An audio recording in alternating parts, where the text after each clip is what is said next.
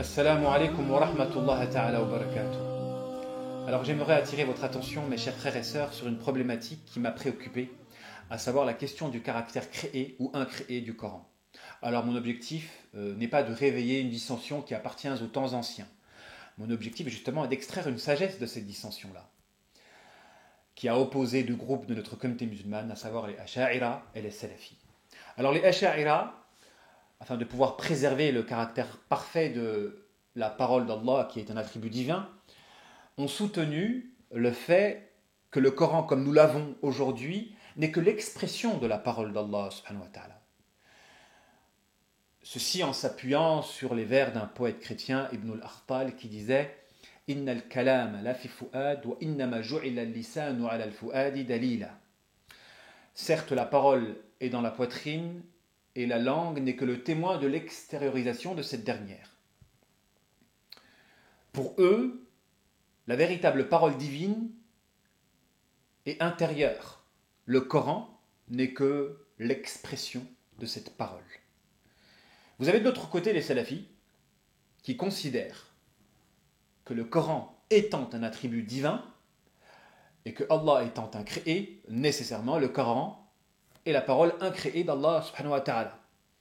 Et les deux se sont opposés, si bien que les uns ont sorti les autres du groupe d'Ahl al-Sunnah wa Jama'a, alors que des deux côtés nous avons de grands savants de l'islam. L'objectif de tout croyant est d'adopter la posture du juste milieu, une position conciliatrice. Les uns ont focalisé sur la forme au détriment du fond, tandis que les autres ont focalisé sur le fond au détriment de la forme. Et les deux, en réalité, ont fauté. Le croyant est celui qui adopte justement une position conciliatrice, à savoir que le Coran est la parole d'Allah subhanahu wa ta'ala incréée. Alors comment il peut quitter ou trouver une issue à la contradiction, à savoir celle où le limité porte l'illimité, dans la mesure où les pages sont créées, la prononciation est créée, ceci même les salafis le soutiennent. Comment peut-on trouver une issue à la contradiction? Parce qu'il est vrai qu'une bouteille de 1 litre, à titre illustratif, ne peut pas contenir 2 litres. Une bouteille de 1 litre ne peut pas contenir 2 litres. Alors comment quelque chose de limité peut contenir quelque chose d'illimité? Et à ce niveau-là, les Asha'ira ont un argument de taille, à savoir un verset du Coran. Ce verset où Allah subhanahu wa ta'ala dit « قُلْ لَوْ كَانَ الْبَحْرُ مِدَادًا لِكَلِمَاتِ رَبِّي لَنَفِدَ الْبَحْرُ قَبْلَ أَن تَنْفَدَ كَلِمَاتُ رَبِّي وَلَوْ جِئْنَا بِمِثْلِهِ مَدَدًا » Dit, si l'océan était une encre pour écrire la parole d'Allah, l'océan s'épuiserait avant que ne s'épuise la parole d'Allah, et ce, même si on apporterait un second océan en renfort. Ceci pour signifier que la parole d'Allah ne peut pas être contenue dans du limité. Alors comment on peut trouver une issue à cette contradiction? En réalité, l'être humain est un être composé. Il peut observer à travers un regard relatif et temporel, comme il peut observer à travers un regard absolu. Car nous sommes composés de matière finie, et nous avons aussi un esprit en nous. Et c'est pourquoi, pour pouvoir lever cette contradiction, il est nécessaire de paralléliser les deux vues.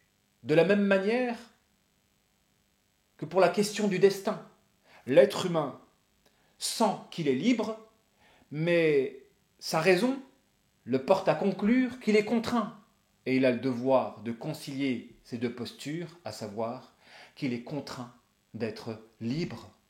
Il en va de même pour cette question du Coran et pour tous les attributs divins, parce qu'il y a une similitude entre cette problématique et la problématique relative à la descente d'Allah subhanahu wa ta'ala, etc., etc.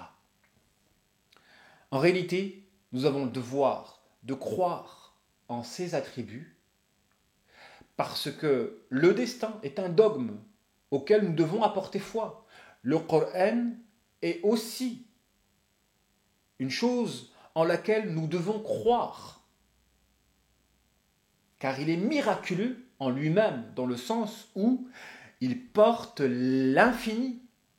Il porte l'infini. Donc c'est miraculeux, et on doit apporter foi.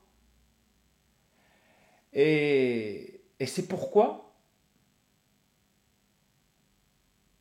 la sagesse que l'on doit extraire de cette problématique, c'est que, étant donné que le Coran porte en lui une parole infinie, il y a deux lectures. Une lecture par laquelle on va lire le Coran comme on pourrait lire un roman, et dans ce cas-là, on va se lasser. C'est d'ailleurs pourquoi le Coran ne ressemble pas dans sa forme à un roman, parce qu'on le lirait une fois, on se lasserait directement. Et une seconde lecture, une lecture spirituelle,